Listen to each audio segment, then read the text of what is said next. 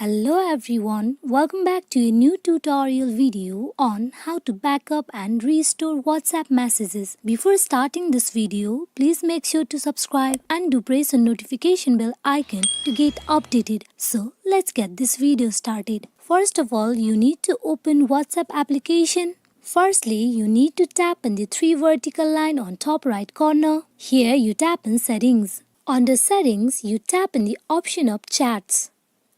Scroll to the little down. Here you can see the option of chat backup. Tap on it.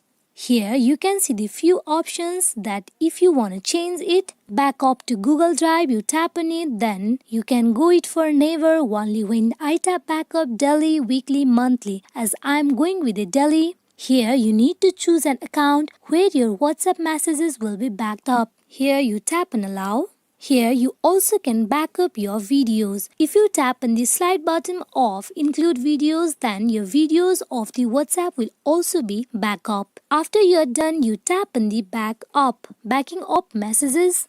As you can see, my messages has been backed up. This is how you can back up or restore WhatsApp messages. Hope this video is fruitful for you all on how to back up and restore WhatsApp messages. Thank you.